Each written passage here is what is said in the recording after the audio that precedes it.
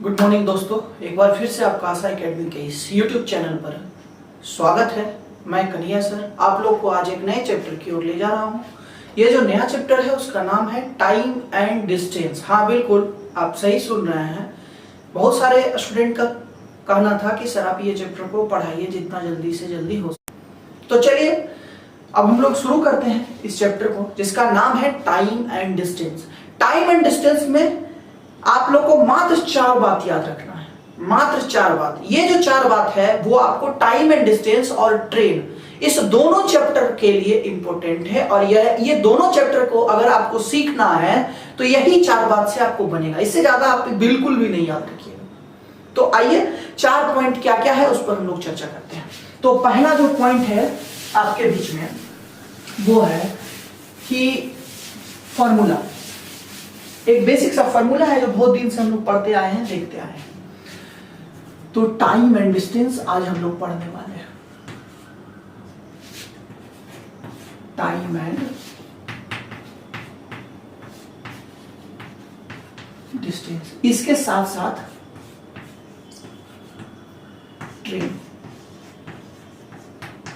Train भी हम इसी के साथ पढ़ेंगे। ये चैप्टर हमारा है आज का टारगेट।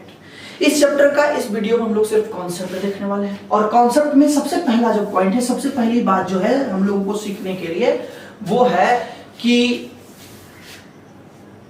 डिस्टेंस बराबर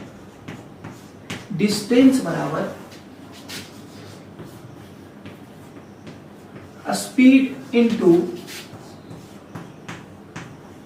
टाइम होता है। मेरा कहने का मतलब यह है कि दूरी बराबर चाल गुना समय होता है। दूरी बराबर चाल गुना समय होता है। इसी को अगर हम लोग शॉर्ट में लिखें तो D बराबर S इंटू टी होता है। ये फॉर्मूला है। ये फॉर्मूला आपको पहला पॉइंट में इसी के बारे में हम लोग चर्चा करने वाले हैं। ये आपको हर हाल में याद रखना पड़ेगा। इसी फार्मूला को आप लोग बहुत सारे बुक में देखते होंगे कि 2-3 तरीका से कहता है कि 3 फार्मूला आपको याद रखना है। नहीं, एक फार्मूला याद रखिए। इसी फार्मूला को अगर आप गौर से देखिएगा ना तो इसमें 2 और फार्मूला छुपा हुआ है। कैसे, वो देखिए। पहला जो होगा वो देखिए, डिस्टेंस बराबर स्पीड इनटू टाइम होता है। और अगर हमको स्पीड निकालना हो तो सोचिए, यहां स्पीड निकालना है तो इसके इस साइड में जो भी बचा हुआ है, ये पूरा टाइम बचा हुआ है, तो ये पूरे टाइम को हम इस साइड ले जाएंगे। और आपको पता है कि अगर जो चीज गुना में एक साइड रहता है वो दूसरे साइड जाने पर भागा में बन जाता है। इसका मतलब क्या है कि स्पीड बराबर ये डिस्टेंस, ये टी इधर आएगा तो ये भागा में आ जाएगा और ये टाइम हो जाएगा। मतलब ये दूसरा फॉर्मूला आपके बीच में है कि स्पीड बराबर डिस्टेंस बटा टाइम। ये दूसरा नहीं है, इसी के अंदर का ये फॉर्मूला है। इसी तरह से एक और क्या है कि अगर आपको टाइम निकालना रहे तो स्पीड को आप इधर भेज दीजिएगा। तो अगर आपको टाइम निकालना रहे तो डिस्टेंस बटा स्पीड होगा यहां पे। तो फिर ये आपका तीसरा फॉर्मूला हो गया। लेकिन आप अगर इसको गौर से देख रहे हैं तो आपको पता चल रहा होगा कि ये 3 फार्मूला नहीं, एक फार्मूला है। तो आपको एक फार्मूला याद रखना है, डिस्टेंस बराबर स्पीड इनटू टाइम। इसमें एक और छोटा सा बात है, लेकिन बहुत महत्वपूर्ण बात है, जो इसी से आपको और ध्यान में रखना है। वो छोटा सा बात ये है कि ये आप फार्मूला देख रहे होंगे कि टाइम बराबर डिस्टेंस बटा स्पीड या स्पीड बराबर डिस्टेंस बटा टाइम। तो इसको हम लोग इस तरह से भी लिख सकते हैं इसको कि टाइम जो है वो इनवर्सली प्रोपोर्शनल है स्पीड का। यहां पर आप देख रहे होंगे, इससे ये हमारा हट जा रहा है। अगर आप इस थोड़ा एडवांस लैंग्वेज है, अगर आप इस बात को नहीं समझ रहे हैं तो हम इसको दूसरे तरीका से भी इसको समझ सकते हैं। जरा सोचिए कि आपको 10 किलोमीटर की दूरी तय करनी है। 10 किलोमीटर की दूरी तय करनी है। और अगर उस 10 किलोमीटर की दूरी को अगर आप 5 किलोमीटर प्रति घंटा की रफ्तार से चल रहे हैं, एक बार आप क्या किए, 5 किलोमीटर प्रति घंटा की रफ्तार से, ये आपका स्पीड है। अगर आप चलना शुरू किया, आपको तय कितना करना है, 10 किलोमीटर दूरी तय करना है। अगर आपको ये 10 किलोमीटर दूरी तय करना है और 5 किलोमीटर प्रति घंटा की चाल से आप चल रहे हैं, तो आप हमको इतना बताइए कि आप टाइम कितना लीजिएगा? 2 घंटे। समझ रहे होंगे बात को? इसी तरह से अगर इसी दूरी को अगर हम स्पीड को घटा देते हैं, हम कर देते हैं 2 किलोमीटर प्रति घंटा हमको तय करना है। हमारा जो स्पीड होगा वो कितना होगा? 2 किलोमीटर प्रति घंटा, और दूरी हमारा यही है 10 किलोमीटर। मतलब इसी 10 किलोमीटर की दूरी को 2 किलोमीटर प्रति घंटा की चाल से अगर हम तय करेंगे तो टाइम कितना लगेगा? तो 10 किलोमीटर 2 की रफ्तार से 5 घंटा लगेगा। ये डाटा को हम एनालाइज करेंगे। एनालाइज क्या करेंगे कि अगर हम स्पीड को यहां घटा रहे हैं, ध्यान दीजिएगा, यहीं पर आपका पॉइंट है जो हम समझाना चाह रहे हैं। अगर हम स्पीड को घटा रहे हैं तो टाइम हमारा क्या हो रहा है? जरा ये देखिए, 2 से 5 हो रहा है, मतलब बढ़ रहा है। हम यही बात आपको समझाना चाह रहे हैं कि अगर हम स्पीड को घटाते हैं तो टाइम हमारा बढ़ रहा है। और अगर इसको उल्टा देखें कि अगर चलिए स्पीड को हम 2 से 5 कर रहे हैं तो टाइम हमारा क्या हो रहा है? घट रहा है। मतलब अगर हम स्पीड को बढ़ा देते हैं तो टाइम हमारा क्या हो जाता है? घट जाता है। यही बात यहां भी हम कहने का कोशिश किया आपको कि अगर time is inversely proportional to S speed, अगर टाइम स्पीड का व्युत्क्रमानुपाती है, हिंदी में इनवर्सली प्रोपोर्शनल को व्युत्क्रमानुपाती बोलते हैं, तो अगर व्युत्क्रमानुपाती है तो क्या इसका मतलब है? तो इसका मतलब यही होता है, जो भी कोई व्यक्ति अगर व्युत्क्रमानुपाती, कोई डाटा अगर व्युत्क्रमानुपाती है, मतलब एक दूसरे का उल्टा है। उल्टा कहने का मतलब कि अगर एक बढ़ेगा तो दूसरा घटेगा, और अगर एक घटेगा तो दूसरा बढ़ेगा। मतलब एक दूसरे पर एक दूसरे का जो प्रभाव है वो बिल्कुल उल्टा काम करता है। यहां पर उसी चीज को हम लोग व्युत्क्रमानुपाती बोलते हैं। मतलब फिर से एक बार इसी बात को समझिए, इसी पॉइंट को समझिए कि हमको है डिस्टेंस बराबर स्पीड इनटू टाइम। इसी से हमारे पास 2 फार्मूला निकल के आया। इसी में हमको एक छोटा सा बात और याद रखना है कि स्पीड और टाइम आपस में उल्टा होता है। स्पीड घटेगा तो टाइम बढ़ेगा, और स्पीड अगर बढ़ेगा तो टाइम घटेगा। बस यही बात आपको याद रखना है। तो ये था आपके बीच में पहला पॉइंट। तो दूसरा पॉइंट जो हम लोग के पास है इस चैप्टर में वो है आपका यूनिट पर आधारित। आखिरकार ये यूनिट का क्या कहानी है उसको जरा हम लोग देखते हैं।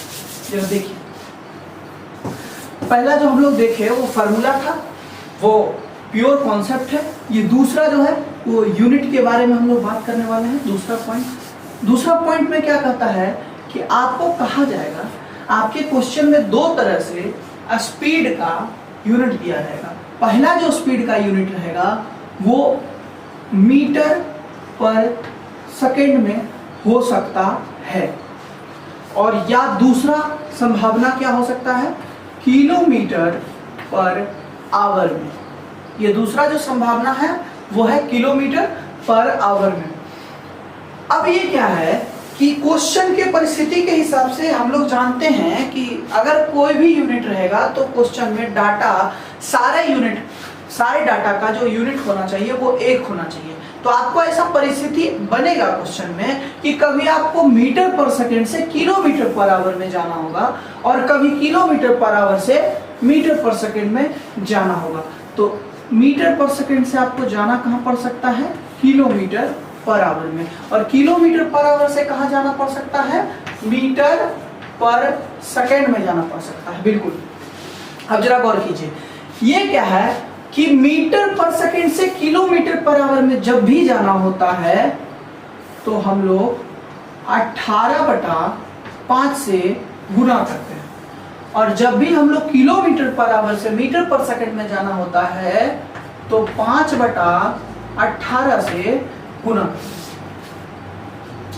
अब इसमें सबसे पहला समस्या क्या होता है कि बहुत सारे बुक में ये डाटा दिया है, बहुत सारे टीचर आपको ये चीज बताएंगे, लेकिन स्टूडेंट के साथ तो ये समस्या आता है कि सर ये दोनों डाटा अप्रोक्सीमेटली लगभग एक दिखता है, बस ऊपर नीचे का ये अंतर होता है डिजिट का, तो याद रखना थोड़ा मुश्किल होता है। तो कैसे याद रखें, हम लोग कंफ्यूज नहीं करें कि 5/18 होगा कि 18/5 होगा। तो जरा सोचिएगा, मीटर पर सेकेंड जो यूनिट है वो छोटा है और किलोमीटर पर आवर जो यूनिट है वो बड़ा है। फिर से सुनिएगा, जो मीटर पर सेकेंड जो यूनिट है वो छोटा है और किलोमीटर पर आवर जो यूनिट है वो बड़ा है।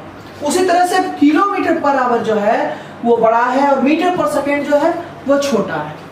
मेरा कहने का मतलब ये है कि ये छोटा से हम लोग बड़ा में जा रहे हैं और यहाँ क्या है, बड़ा से छोटा में जा रहे हैं, बड़ा से छोटा में जा रहे हैं। तो जब हम छोटा से बड़ा में जा रहे हैं और एक जगह बड़ा से छोटा यूनिट में जा रहे हैं, और डाटा देखिए 18/5 और 5/18 में आपको पक्का पता होगा इसमें बड़ा कौन है, बिल्कुल 18/5, 5/18 छोटा है। तो कुछ आपको समझ में आ रहा होगा हम कहाँ जा रहे हैं। हमारा कहना यह है कि छोटा से जब हम बड़ा में जाते हैं तो बड़ा से गुना करेंगे, मतलब जब बड़ा में जाना है तो बड़ा से गुना करना होगा, और अगर हम बड़ा से छोटा में जाते हैं मतलब जा किस में रहे, छोटा में, तो गुना किससे करेंगे, छोटा से करेंगे। समझ रहे हैं, ये दोनों में छोटा ये है बड़ा ये है, मतलब जब हमको बड़ा में जाना है तो बड़ा से गुना करेंगे, छोटा में जाना है तो छोटा से गुना करेंगे। चलिए, ये आपका समस्या का समाधान ये हो गया। एक और समस्या है कि सर ये कहाँ से आता है, कैसे आता है, इसका कॉन्सेप्ट क्या है। इसका बहुत छोटा सा कॉन्सेप्ट है, छोटा सा बात है। आप लोग जानते होंगे जैसा कि 1 घंटा में 60 मिनट होता है, उसी तरह से 1 मिनट में 60 सेकेंड होता है। तो अगर आप कंक्लूड कीजिएगा 1 घंटा में तो 3600 सेकेंड होता है, 3600 सेकेंड होता है। ये यूनिट है, बेसिक यूनिट है, आप लोग जानते होंगे। दूसरा बात कि 1 किलोमीटर में कितना मीटर होता है, तो ये आपको पता होगा 1000 मीटर होता है। ये यूनिट आपको पता होना चाहिए, तब हम इसको सॉल्व कर पाएंगे, समझ पाएंगे कि आखिरकार ये आता है कहाँ से।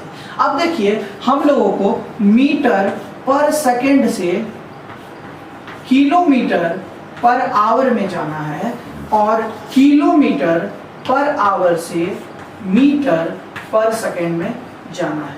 देखिए, फिर से हम आपको बता दें, कंफ्यूज मत कीजिएगा, हमारा काम यही करना है, एग्जाम में हमारे लिए यही इंपॉर्टेंट है, लेकिन आखिरकार कॉन्सेप्ट क्लियर करने के लिए ये आता कहां से है, इसलिए हम लोग इस चीज को देख रहे हैं कि आखिरकार कैसे हो रहा है। तो देखिए, किलोमीटर से मीटर में हमको जाना है और घंटा से सेकंड में जाना है। अब ये बताइए कि 1 किलोमीटर में कितना मीटर होता है। अभी हम बताएं आपको यूनिट में कि 1 किलोमीटर में 1000 मीटर होता है, मतलब किलोमीटर से मीटर में जाना है तो हमको 1000 से हमको गुना करना है। और 1 घंटा में कितना सेकंड होता है, 3600 सेकंड होता है, मतलब कि 1 घंटा में कितना सेकंड, 3600 सेकंड। इस चीज को आप लोग देख लेंगे। मतलब अगर हम इसको जैसे सॉल्व आउट करेंगे तो ये क्या हो जाएगा, ये हो जाएगा आपका 5/18। मतलब कि आप बार बार इतना यूनिट, इतना आप इसको याद करिए, उसके बाद यहाँ सॉल्व करिए, तब यहाँ पहुंचिए। और हम आपको क्या करें, हर एक क्वेश्चन में आपको ये पूरा राम कथा नहीं करना है, आपको डायरेक्ट 5/18 से गुना कर देना है। उसी तरह से जिस तरह से हम लोग यहाँ सोचे उसी तरह से इसको भी हम लोग सोच सकते हैं। यहाँ क्या है, मीटर से किलोमीटर में जाना है। हम लोग को पता है कि 1 किलोमीटर में 1000 मीटर होता है। 1 किलोमीटर में जब 1000 मीटर होता है तो 1 मीटर में कितना किलोमीटर होगा, 1/1000 किलोमीटर होगा कि नहीं, समझ रहे हैं आप। उसी तरह से जब 1 घंटा में 3600 सेकेंड होता है तो 1 सेकेंड में कितना घंटा होगा, 1/3600 घंटा होगा। दिख रहा होगा, 3600 घंटा होता है। समझ पा रहे हैं आप लोग। तो 1 मीटर में इतना कितना किलोमीटर होगा, 1 मीटर में कितना किलोमीटर, 1/1000। और 1 सेकेंड में कितना घंटा होता है, 1/3600, 1/3600। अब हम इसको सॉल्व करेंगे तो ये 1/1000 गुना 3600/1 आ जाएगा। और जब हम इसको सॉल्व करेंगे तो ये कट करके 18/5 आएगा। यही चीज तो हम आपको यहाँ पर बोले थे कि जब भी आपको मीटर पर सेकंड से किलोमीटर पर आवर में जाना है तो आपको क्या करना है, 18/5 से गुना करना चाहिए। यही आ रहा है, मतलब ये कहाँ से रहा है ये आपको पता चल गया। याद कैसे रखना है वो भी आपको पता चल गया। ये आपका दूसरा बिंदु है, दूसरा पॉइंट है। इसके बाद जो हम लोग तीसरा और चौथा बिंदु जो हम लोग पढ़ने वाले हैं वो जो है वो ट्रेन का है, वो रेलगाड़ी से संबंधित है। ये दोनों अगला पॉइंट जो है, हाँ, तो ये जो तीसरा पॉइंट हम लोगों के पास है ये पॉइंट रेलगाड़ी ट्रेन से संबंधित है। ये तीसरा पॉइंट में 2 केस है, दो केस क्या क्या है वो देखिए हमारे बोर्ड पर है, डायग्राम के माध्यम से हम लोग इसको समझेंगे। केस 1 है और केस 2 है, दोनों को जरा ध्यान से समझिएगा, ये बहुत ही इंपॉर्टेंट है। क्वेश्चन बहुत ज्यादा इससे पूछा जाता है, ऑलमोस्ट 40% क्वेश्चन इसी कॉन्सेप्ट पर आधारित होता है। ऑलमोस्ट 40% रेलगाड़ी का क्वेश्चन इसी कॉन्सेप्ट पे होता है। तो जरा गौर कीजिएगा ये क्या है। केस 1 में कह रहा है कि कोई रेलगाड़ी है जो आदमी को पार कर रहा है, या खंभा किसी पोल को पार करता है, या किसी पेड़ को पार करता है, या किसी पहाड़ को पार करता है। ये चारों में से कोई भी किसी भी चीज को पार करता है, चार में से किसी भी चीज को पार करता है, तब कहता है कि रेलगाड़ी कितनी दूरी पार करता है, कितनी दूरी तय करता है। तो जरा समझ लीजिए कि आदमी या पोल या पेड़ या पहाड़, ये चारों एक ही परिस्थिति का है, एक ही केस का है। तो इसका जवाब हमारे पास ये है कि रेलगाड़ी इन चारों में से किसी को भी पार करेगा तो रेलगाड़ी खुद की दूरी को पार करता है। हर हमेशा इस चीज को ध्यान में रखना है कि रेलगाड़ी जो पार करता है, distance travelled by this train, distance जो दूरी जो तय किया गया है इस ट्रेन के द्वारा, distance travelled by this train जो होता है वो है रेलगाड़ी की लंबाई। रेलगाड़ी की लंबाई मतलब जो इस रेलगाड़ी का लंबाई होगा वही इस रेलगाड़ी के द्वारा तय की गई दूरी होगी।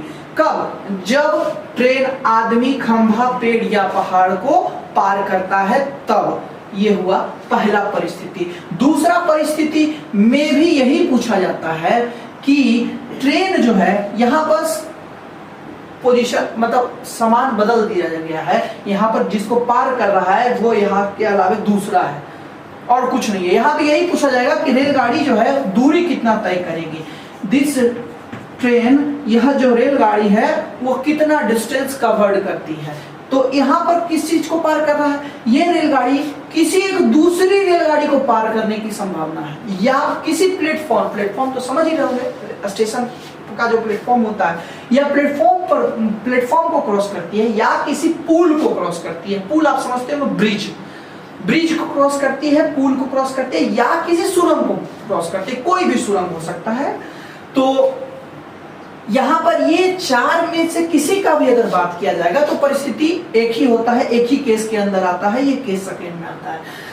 अब मुद्दा ये है कि यह रेलगाड़ी जो है कितना दूरी तय करेगी। तो जब भी यह रेलगाड़ी किसी रेलगाड़ी प्लेटफॉर्म, पुल या सुरंग को पार करती है तो इस रेलगाड़ी के द्वारा तय की गई जो दूरी होती है वो होती है इस ट्रेन की लंबाई, लेंथ ऑफ दिस ट्रेन।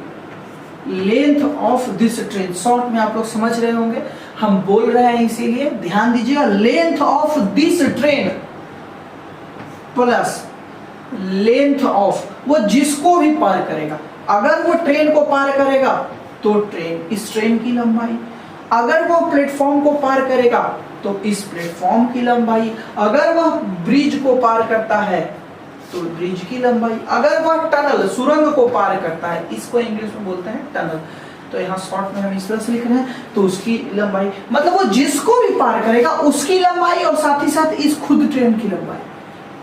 फिर से हम दोहरा रहे हैं, पहला केस में कह रहा है कि ट्रेन किसी आदमी को, पोल को, पेड़ को या पहाड़ को पार करता है तो वह ट्रेन कितना दूरी तय करता है, तो ट्रेन का जो खुद का दूरी होगा वही तय करेगा। दूसरा जो केस है उसमें कहता है ट्रेन किसी रेलगाड़ी को, प्लेटफॉर्म को, पुल को, ब्रिज जिसको इंग्लिश में बोलते हैं, और सुरंग को पार करता है तो किसकी कितनी लंबाई तय करेगा। तो जो लंबाई, जो दूरी जो तय करता है वो ट्रेन खुद की लंबाई और प्लस में जिसको भी वह पार करता है उसकी लंबाई। ये हो सकता है आपका ट्रेन या प्लेटफॉर्म या ब्रिज या टनल। तो ये है आपका तीसरा महत्वपूर्ण बिंदु जो कि ट्रेन से संबंधित है। तो आखिरी और चौथा पॉइंट जो है हमारा ट्रेन से, टाइम एंड डिस्टेंस और ट्रेन से, वो ये है कि इसमें भी दो परिस्थिति है, दो केस है। पहला केस में कहता है कि दो ट्रेन है, पहला ट्रेन T1 और दूसरा ट्रेन T2। उसमें T1 का स्पीड S1 और T2 का स्पीड S2। ये जो परिस्थिति है इसमें आपको रिलेटिव स्पीड पूछा जाता है, इसमें आपको रिलेटिव स्पीड पूछा जाता है, इंग्लिश में रिलेटिव स्पीड पूछा जाता है। इसको हिंदी में बोलिएगा तो सापेक्ष चाल होता है, इसका हिंदी सापेक्ष चाल।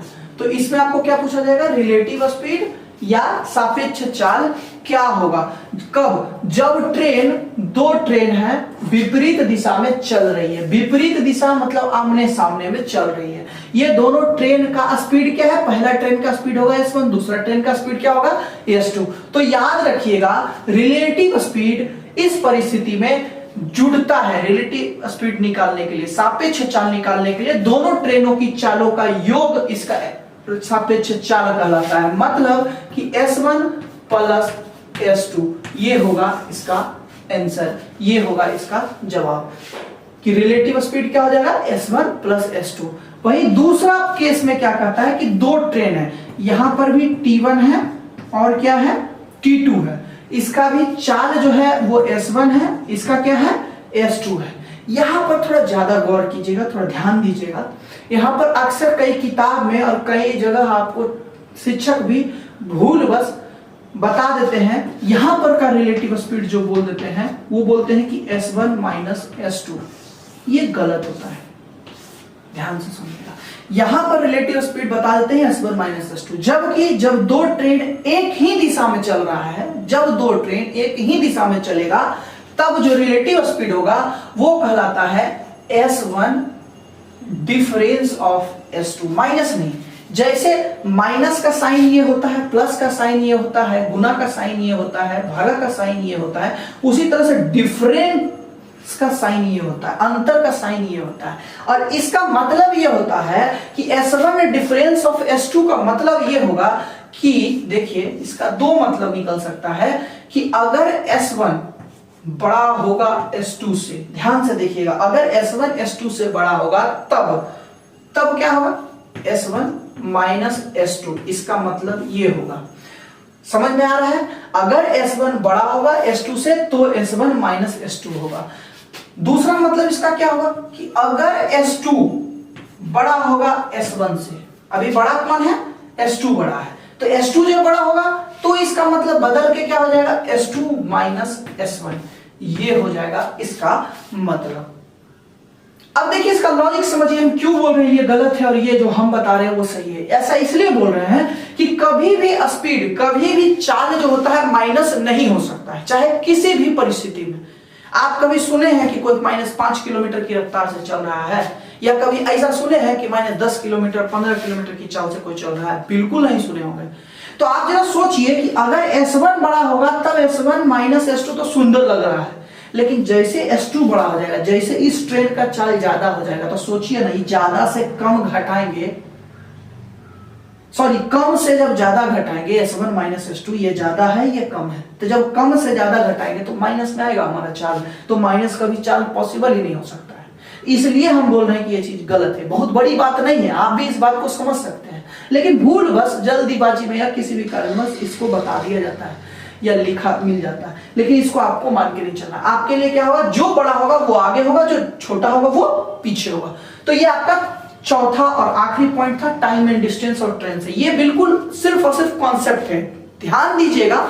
फिर हम आपको एक बात बता रहे हैं कि ज्यादा पढ़ लेने से आप बहुत ज्यादा नंबर नहीं ले आइएगा। कॉम्पिटिटिव एग्जाम है ये कोई थ्योरेटिकल या ऑनर्स का पेपर नहीं है कि आप पूरा डीपली जा रहे हैं तो आप बहुत बड़ा ये स्कॉलर बन सकते हैं। आपको एग्जाम निकालना, एग्जाम निकालने के लिए क्वेश्चन बनाना पड़ेगा। क्वेश्चन बनाने के लिए आपको जितना कम से कम कॉन्सेप्ट में जितना ज्यादा से ज्यादा क्वेश्चन बने उस पर ध्यान देना चाहिए आपको, ना कि ज्यादा से ज्यादा कॉन्सेप्ट ले लिए और दिमाग में अट रहवे नहीं किया है, दिमाग में रह रवे किया, बार बार भूल जा रहे हैं हम लोग। तो हम इसीलिए आपको बोल रहे हैं 4 ही पॉइंट आपको याद रखना है 2 चैप्टर को बनाने के लिए, टाइम एंड डिस्टेंस और ट्रेन। ये दोनों चैप्टर को बनाने के लिए आपको 4 बिंदु याद रखना है, चौथा ये आखिरी था। चलिए, उम्मीद करते हैं आपको समझ में आया होगा, और कोई भी किसी भी तरह का डाउट है, कुछ भी रहे तो कमेंट जरूर कीजिएगा इस वीडियो में। अभी इतना ही, अगले वीडियो में हम इसका टाइम वाइज क्वेश्चन भी लेके आएंगे। चलिए, धन्यवाद।